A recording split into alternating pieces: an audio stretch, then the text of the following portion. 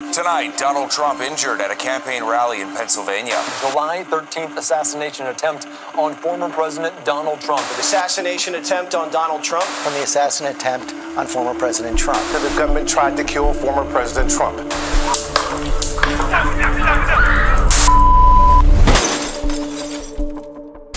Welcome back, everyone.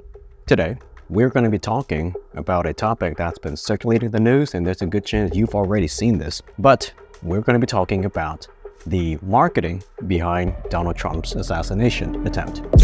Now, one thing I want to make very clear, by no means are we trying to make light of a serious situation. More so, we're trying to look at just the marketing strategies and just how the Trump camp was able to leverage the media storm that came aftermath and how they were able to capitalize on the engagements, likes, and all the social commentaries that follow the incident. So let's make that very clear and let's dive right in.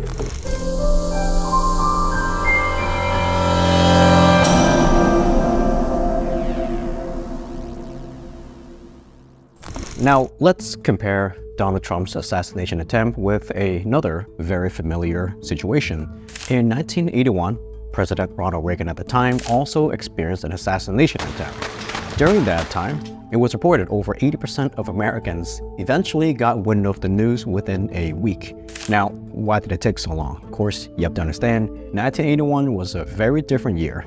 Compared to today, we have social media, we have the internet. Back then, people relied on TV, the radio, and newspaper to get around. So it took a bit longer. Now, let's look at a more recent incident. In 2011, Congresswoman Gabrielle Giffords was also shot. Now, that incident, within 24 hours, garnered over 15 million social media mentions. Now, that's a lot, but it definitely pales in comparison to Donald Trump's 50 million social media mentions. Now, why did Donald Trump's incident stand out so much? Well, one word: marketing.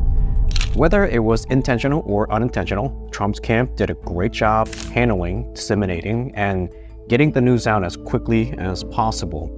Another important thing that took place was right after the shooting happened, Donald Trump addressed his supporters and thanked them for being concerned and telling them that he's perfectly fine. In addition, also re-emphasizing a lot of key messages from his speech.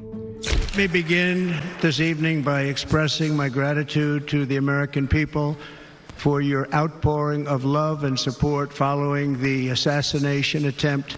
Now, this message went viral. Of course, got a lot of shares, engagements, and social media mentioning. But his speech wasn't just only shared by his own supporters, but it was also retweeted and reshared by his oppositions, which of course doubles the reach that he would have normally received. Not so surprisingly, engagements went through the roof for anything that mentioned Donald Trump and the related shooting. It's estimated that across Donald Trump's social media accounts saw 30% increase in activity and followers.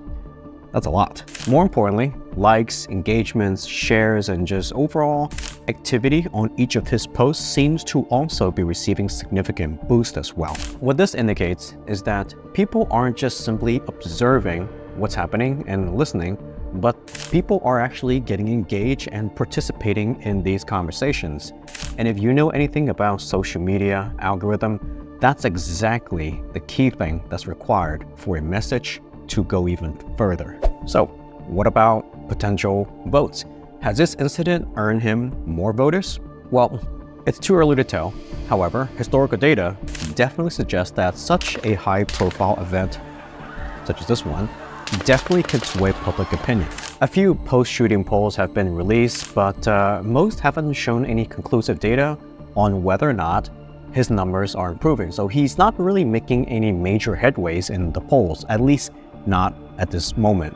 If anything, some of the polls actually suggest that he's losing supporters, which is very odd considering the fact that he's gaining more followers and more traction, and there seems to be more support for him coming from both sides. Now, if we compare this to Ronald Reagan's incident, where Ronald Reagan received a 10% improvement in his approval rating, Donald Trump, so far, doesn't seem to have received the same benefits.